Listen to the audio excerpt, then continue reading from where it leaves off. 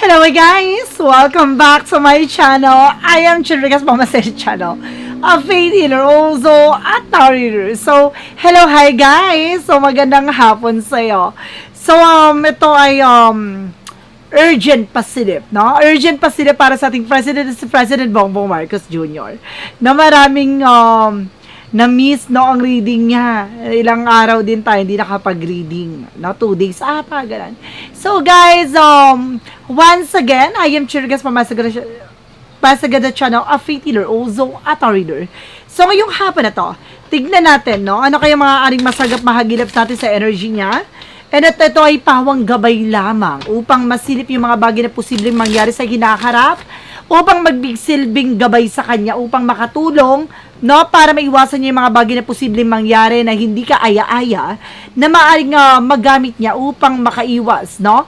At magdala sa kanya upang magsilbing gabay. So guys, let's see. Oh my God, wala pala akong lipstick, guys.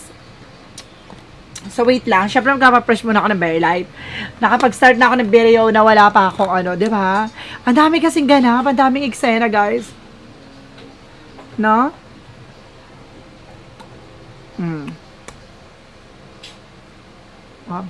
Yan, hindi na putla. Very light na. Good. So guys, once again, there's something urgent pasilip na para sa ating president. Pasensya na guys. So, ito na. Hagilapin at tuklasin natin maaring masagap natin sa energy niya. At alamin natin yung mga bagay na maaring mahagilap natin sa kanya. So let's see. Angels Prayer plus give information po. Angels Prayer plus give information na maaring masagap natin ay pawang gabay lamang po. Angels Prayer plus give information. There's a King of Cups. Now, there's something devoted. It's a supportive person na maaring ang ating president is very devoted, no, and supportive, no, sa kanyang situation, sa kanyang positions. Let's see what is the initial messages. So, there's a King of Wands, something a vision. So, ito may mga bagay na maaring unti-unti na nasisilayan. O merong mga bagay or tao dito na maaring makatulong sa kanya. Yung isa is very devoted, lalaki na very devoted at lalaki na very visionary, no?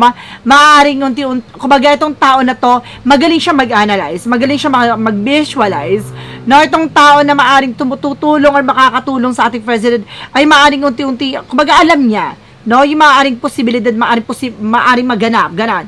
So, parang alam niya na, papunta pa lang, pabalik na siya. Parang gano'n. So, may mga bagay din na maaring nagtitik-tik sa ating president, nagbibigay ng information, nagpapaalala sa kanya. And there's a Knight of Pentacles, no, being security. No, magkaroon ng seguridad ang ating president, no, slow and steady, magkaroon siya ng parang wag pa dalos, parang maging mahinahon, no, sa mga bagay or plano niya. And of course, there's something, guys, with the 10 of Wands. Oh, there's something burden, no? There's a lot of obligation and of course, responsibilities, no? Marami siyang mga obligation and responsibilities. Uunahan ko na kayo, guys, no? Bakit ganito yung aking damit, no? Ganito yung ating outfit dahil paulit-ulit na lang yung t-shirt natin, guys. At ganito naman talaga kasi yung aking mga clothes, no? Wala po ako talagang t-shirt, no? Talagang paulit-ulit lang susuotin kong t-shirt, gawa ng ilan lang talaga siya. Hindi ako mahilig doon. No, kung may mga nagko-comment na naman diyan, no, na magsuot ng maayos, pasensya na, no? Ganito po talaga yung mga outfitan ko. Marami po akong gantong outfit na may iba-ibang klase. Kaya kung papapansin nyo, no, na yung mga reading ko ay lagi naka-t-shirt, paulit-ulit yung damit kasi ginusto nyo yun. Charis. So, ito na. With a Justice card, this is something, guys, with a balance. No? Maaring sinasabi dito maging balance siya. No? Timbangan niya yung mga bagay na makakatulong sa kanya. Or there's something yung justice will be served. No? Maaring meron ditong karma. No? And there's a partnership. So, may mga partnership din dito na maaring mangyari. No? Partnership na makakatulong. Alamin natin. No, kasi gusto ko i-clarify pa yan. Kasi there's something a justice card. No, the justice something a balance. A justice something a fair fight, no? Let's see what is the King of Cups. Now, there's an 8 of Cups. No, there's something moving forward. At the same time, mayroong mga bagay na maaring unti-unti na siya makaka-recover at makaka-alis sa situations na to. No, may mga bagay din dito na maaring may nasansa ko na lalaki maaring mag-abandon na o parang umalis sa posisyon. And of course, there's a hyphen. No, there's something religious. No, religious factor. No, may mga bagay na maaring matutunan dito. Mayroon lalaki daw na maaring nagtitik-tik at nagbibigay informasyon sa isang religious group.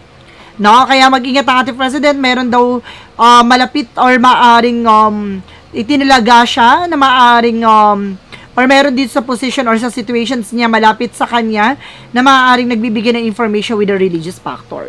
No, religious group. What is the Nine of Pentacles? So, there's something, guys, with the Six of Pentacles, no? There's something a balance. So, kailangan niya maging balance at magkaroon ng seguridad sa mga bagay na hawak-hawak niya. No, kasi may mga informasyon dito ka na nasasagap. No, there's something, guys, with a legal matter. No? With a justice. No, there's something, an information na maaaring meron ditong kumbaga nagbabalat kayo. No? What is the Ten of Wands? The Ten of Wands represent, guys, with the Knight of Wands. Something perseverance. No, continue what they doing. Na maraming bagay siyang or plano siyang isinasagawa ngayon. Maraming mga bagay na maaring nagpapasakit sa ating president gawa ng mga obligasyon at responsibilidad. But continue what they doing. Kasi kumbaga nakikita na or maaring may mga pasilip na dito na may mga matatapos na or may mga bagay na maaring mapakinabangan na. No, yung kanyang mga ginagawa. What is the Justice card? Ibig sabihin, may project dito na maaari mapakinabangan na. And there's a High Priestess. Oy, may hidden agenda, there's an hidden enemies. So, tulad na sinasabi ko with the, I think gusto ko clarify, with the Justice. Now, Justice is something a justice system. Or there's something a High Priestess. Nakita niyo yan? May hidden agenda dito with the High Priestess, no? With the letter B and letter J. So, there's a possible. Alamin pa natin yon. And there's a status with sabotage. No, meron talaga tumatry doon sa sabotage dito. No, sa ating president. No, mag-ingat siya sa mga partnership. No, mag-ingat siya sa mga taong pagkakatiwalaan niya regarding dito with the justice system. Oh my goodness. Oh my God. No, I think sinasabi ko na nakipag-partnership siya dito sa maling tao. Oh my God.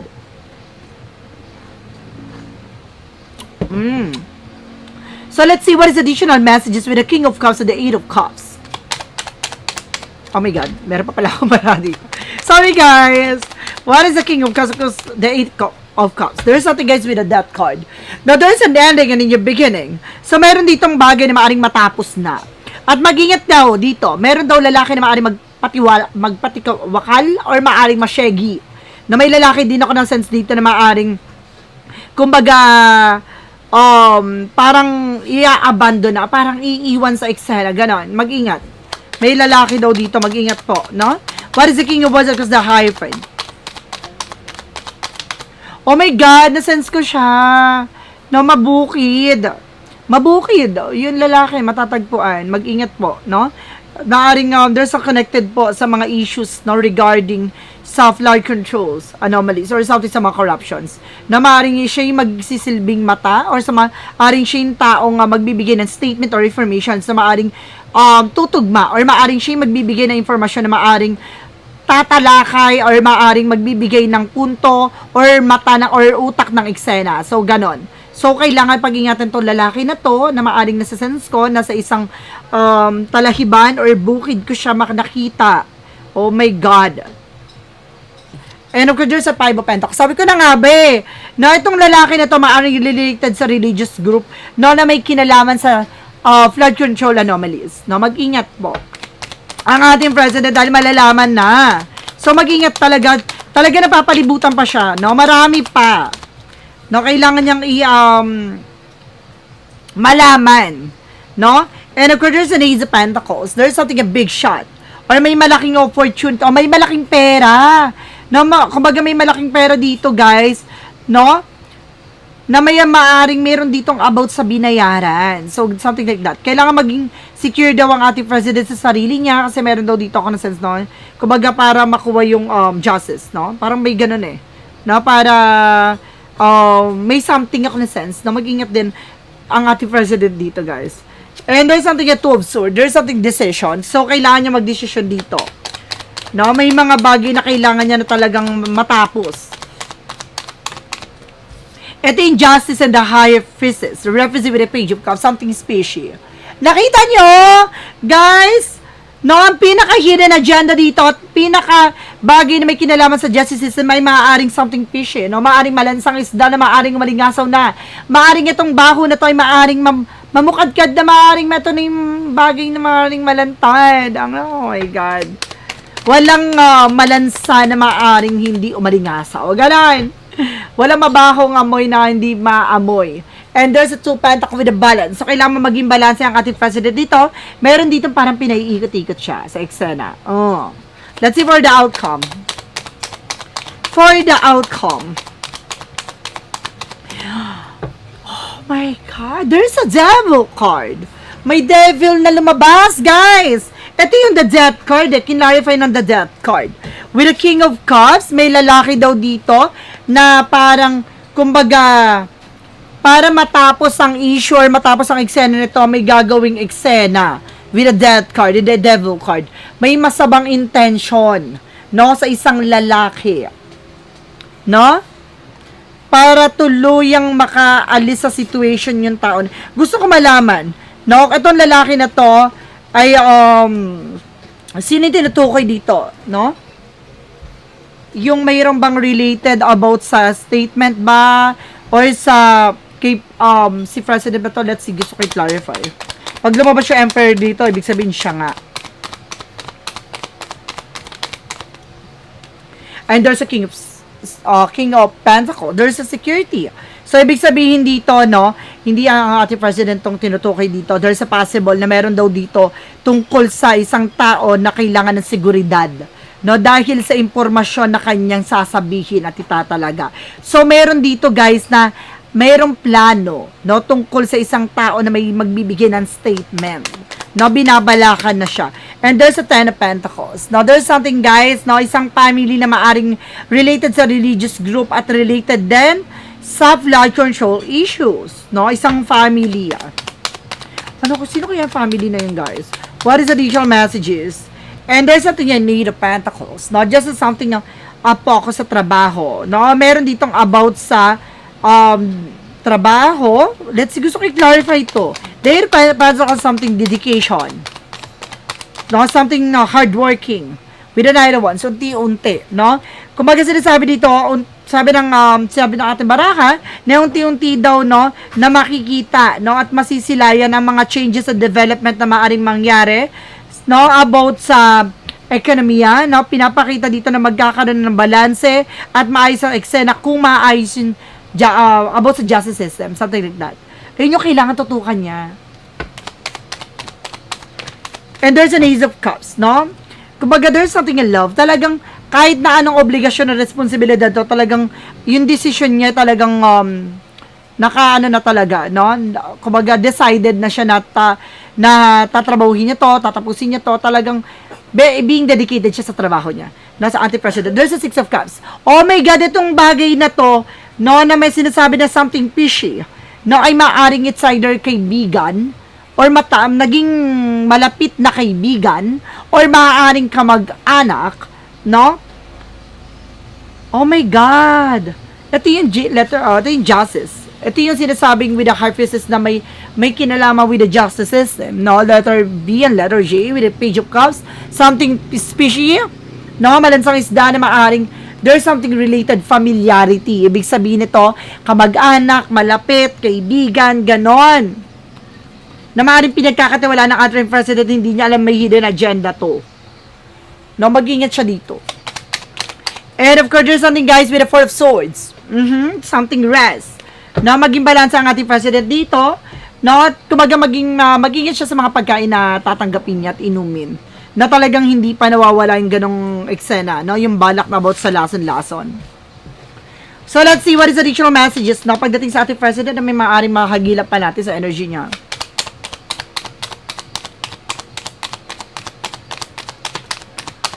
There's a Four of Cups. Now, just to evaluate or analyze, na may mga bagay siya kailangang pag-isipan dito.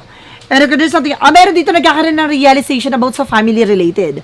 No? Meron ditong isang malapit, no, ito yung very grady, no, pagdating sa power. Ito yung babae na maaaring related sa kanya na maaaring nagkakaroon ng realization. No, ano yung realization? It's a good or bad. Gusto natin malaman. Now, there's a temperance. Now, there's something, divine intervention, paalala sa kanya no, ng ating divine, no, ng ating president na itong bagay na to ay paglalansing or maaring nilalansing lang siya.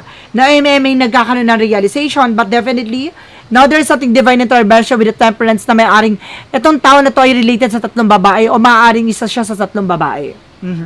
Na mag-ingat po, no, ang ating president. So let's see what is additional messages with an angel spirit guides. Ano pa yung mga bagay na mahagila pa natin sa ating president? No, maaaring makatulong sa kanya with the tower moment. There's a major changes. No, may mga pagbabago na maaaring maganap. No, kailangan niyang tanggalin at linisin, no? No, sa palasyo kasi may sumisira nga. No, sa kanyang administrasyon. No, para ma-delay sa tumagal hanggang sa matapos, no, ang kanyang termino. No, hindi pa napapakulong yung mga talaga magnanakaw. Alam mo kung bakit? Kasi yung mga malapit sa kanya ay maaaring konektado din or maaaring may kinalaman about sa flood control issues. So, ibig sabihin nun, kailangan niyang siya sa atin na maging matalino dito dahil habang tumatagal, hindi niya namamalayan na yung taong itinalagaan niya ay maaaring konektado rin pala sa mga katarantaduhan or maaring malapit dun sa mga tao na may kinalaman sa blood control issues. There's a 3 pentacles. There's a collaboration. So, ibig sabihin na talaga nakikipag-collaborate yung tao na yun. No, mag-ingat po si Ate President ha. Yung pinagkakatiwalaan niya, tanggalin niya na. Kasi naman yun, na maaring may mga konektado sa about sa ano. Kaya, kapag alam niya na walang nangyayari development sa cases or sa nangyayari about sa flood control issue or anomalies, na kailangan niya ng kumbaga mag-isip-isip. No, tanggalin niya yung tinalaga niya doon. Walang paggalaw, ganon. There's a full card. There's a new beginning. Na magkakaroon dito ng bago eksena with the magician for manifestation. May mga bagay na unti-unti rin siya manifest dito. At meron dito mapapauwi. No? Sino ito mapapauwi? Lalaki, babae. There's the kingman. Ito, ay yung mapapauwi daw, ito yung may ipit at makukulong. Makukulong daw itong mapapauwi na to. Now, there's a stack and the 8 of swords, no? For something, a toxic and negativities. Ibig sabihin na itong tao na to, no? Ay maaaring bumalimbing, no? There's a lot of cups. Now, there's a something and apology. So, hihingi ng tawad tong tao na to na maaaring mapauwi. No, gagawa siya ng ng parang drama. No, magbi-feeling victim siya. What is the shadow work represent what?